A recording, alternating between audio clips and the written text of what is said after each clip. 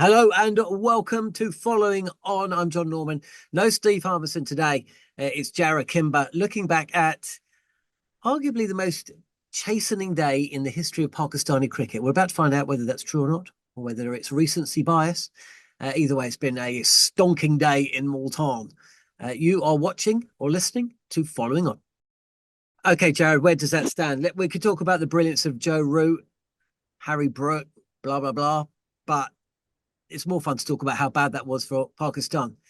You don't know what the Spurs of cricket would mean, probably, but you know, San Antonio Spurs, they're a hell of a exactly. team. Well, they're exactly. So they're not them. I mean, where do you want? Okay, I'll just All three right, when things. you asked something in the intro, you said, "Is this the most chastening day of Go in for it. history?" Can I tell you an incredible story that I don't think many people know? Yeah, In the 1950s, Australia were playing Pakistan in Pakistan, right? So they're playing this test match there, and Dwight Eisenhower is in Pakistan at that stage, right? And he comes by to watch a game. And I can't remember what the stats were, John, but it was something like 130 runs were made in that day's test cricket. It was one of the most turgid days of test cricket of all time. And the pitch was played on matting, right? So yeah. not only have they brought the president to come and watch this exciting game of test cricket, he's seen maybe one of the dullest days ever that has been recorded. And then the president of the USA turns to the president or prime minister of Pakistan and says to him, I thought this game was played on turf. Why are you using these matting wickets? Right? That's a pretty embarrassing day. Your entire cricket culture is in shambles at the end of that day. Your country looks idiotic. That was the last day that Pakistan ever played a test match on a matting wicket, right? Because of that whole thing. I just think today was worse. So it is, right? I mean, let me just fire three little factoids to you. Pakistan batted for 149 overs and they scored 556 runs. England batted for 1 over more and they scored 260 runs more than them. They scored 823 for seven. Okay, so that's there. Factoid two: Pakistan at one stage were 261 for one. Factoid three: Pakistan, if England hadn't dropped four catches late on day four, would almost certainly have become the first team in the history of Test cricket to score over 500 and lose by an innings. I mean, they may still do that.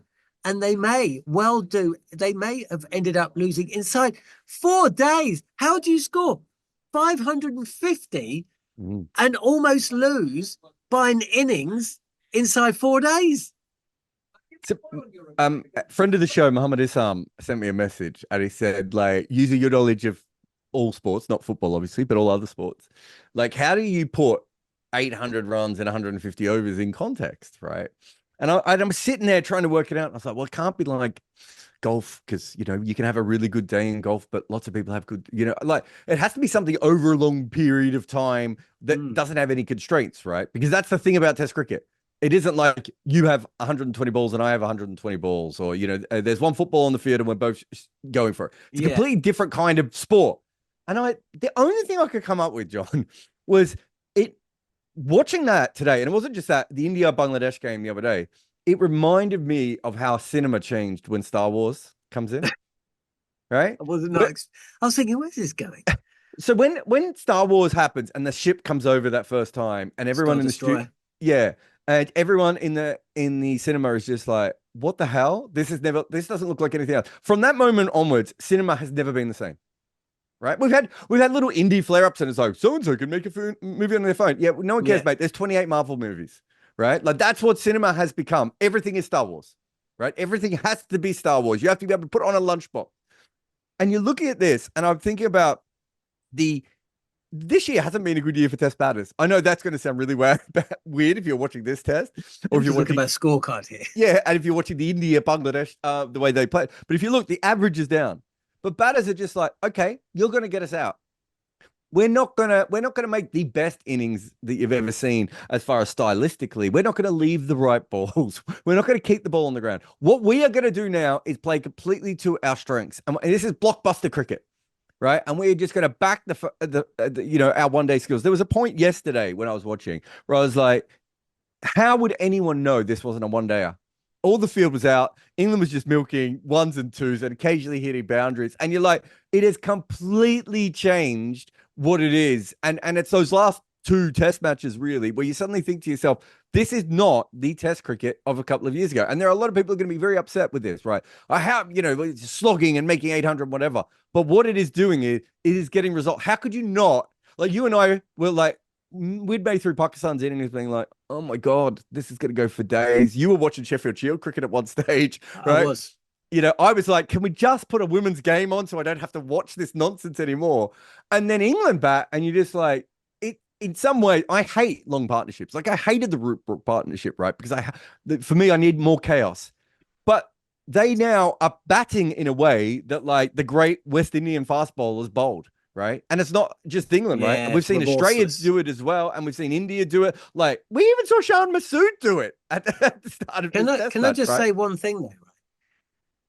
England played within themselves, didn't they? Yeah. The only person who went out there and just started slogging it around was Jamie Smith, and there was 700 on the board. If you have a look at that Pakistani, if you compare the two scorecards or the two innings, right?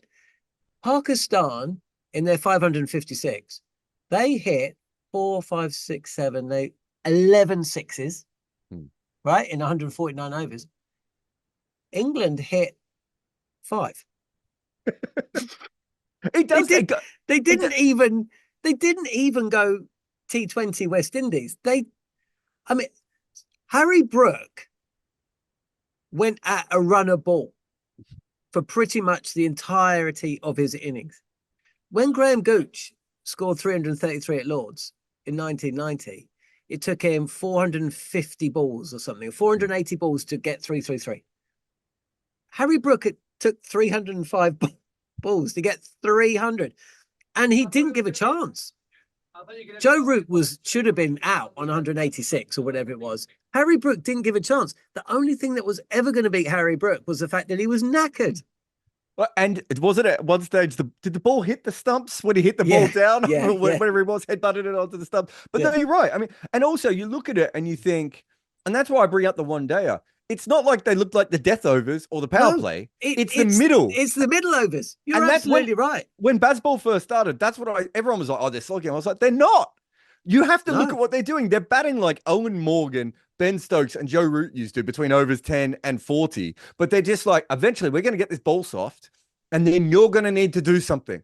Right? Yeah. Now, we might play a stupid shot. We might lose. But once that ball is soft and those bowlers get tired, and it's like, look, we all know how bad the Pakistani bowling attack is. I've done an entire video. If anyone wants to go on my site and have a look, I think the seam bowlers have been averaging 47 in the last 10 home tests compared to the opposition seam bowlers who've been averaging 31. Like, that's find a new job, lads. That's not where you want to be. But it's the repetition that England do. And I've just like, we are going to get to this position in this game, and there's nothing you're going to be able to do outside of us playing a stupid shot or you bowling was a Makram ball. And they won't know was a Makrams out there when they were bowling, right? When England were in Pakistan in December 2022 and they won 3-0 and they hit 500 on day one, and we know what happened. Harry Brook scored 300s. And before this test match, I was like, yeah, but what everybody is forgetting is that on the occasion of that test series, Pakistan fielded the worst bowling lineup they had ever done in their history. And then England went, here is 823 for 7, John. Hold my beer. I mean, it just completely defies belief. And they've got Naseem Shah and Shaheen Afridi. And Abrar Ahmed, the only three guys who've taken any wickets for them in the last couple of years, and all three of them, don't think in that home run they ever all played in the same match. So this was actually the best that Pakistan could do, right? Right at the moment, I heard Ramiz Raja at the end of the day, like, and look, don't get me wrong, like, the man just needs to be taken off the microphone at a certain point. He just needs a rest from all this nonsense. But he said at one stage, players are being picked based on their reputations and their images and all this. And I'm like, no, they're not. That's the best bowling attack and the best, like, okay, you could put a couple of other batters in there, maybe, right? But it's basically the best Pakistan team they can put out there, and they might as well. They made 500 runs, and it looked like it's like, it's like a bee stinging a lion, right? That 500 runs. That's what it is equated to, right? Like it made absolutely no impact at all. Like the whole thing is so bizarre when you start to break down what has actually happened here.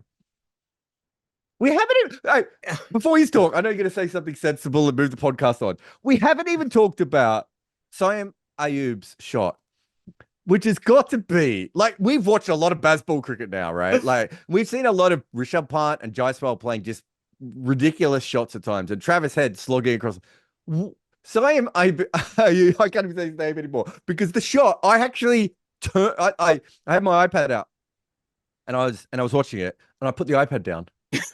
And I just went, I'm just going to need 10 minutes to think about what I need to, I need to readjust my entire life to the fact that Saim Ayub has just played that shot 300 runs behind in a test match. And one ball after Babar Azam has just been dismissed. With a great ball. Like the pitch is doing something as well at that point. Like, Can I tell you one thing? What was he trying? Where was he trying to hit that ball? I think there's a point at which you went, it's a little bit slow. It's short outside off stump. I'm just going to slap this over covers for 4. And yeah, then I'm just going to slap it over cover for 4. Yeah, and then halfway through, he's like, 6. Yeah, but you can almost see him halfway through and go, is this a good idea? Should I be playing this shot? And then he goes, well, I've just tap it. And it just blew up in the air. Oh, it was such a stupid day of Test cricket. It like really was. Like brilliantly stupid. Can you remember that Patidar shot in the India-England series earlier this year? He might have been on debut in second innings when it was like, what? What are you trying to do? What are you trying to do there? I would go as far to say against a fast bowler. As bad as that shot was, like, I'm not sure Shan Masood's wasn't worse. Well, Shan Masood should have been out 3 times. He was dropped twice. Shan Masood was just like, can they catch? This pitch is a little bit slow. I'm just going to keep pushing my bat at it over and over again to see if they can catch a single one. And I was just like, oh, come on, mate. Like, I get it. You're trying to, put a brave face on and bring it back and get some momentum. It's like, once it's failed twice, I'm just going to dead bat for a little while. We know you can do that, Shan. Just dead bat. Give me 20 minutes of dead bat. In the last Border Gavaskar in Australia, and when India were bowled out for 36, and I came out, I was like, well, 4-0 Australia. Let's not even bother playing these 3. And then, of course, we all know what happened. But, I mean, that's going to happen here, right? And I'm talking about the wheels are going to fall off. The gif of that car with the wheels rolling down. I mean, once this match is over tomorrow, Shan Masood's going to get fired. They're going to drop 3 players. They're going to bring in some people we've never heard of. And it's 3-0 England, isn't it?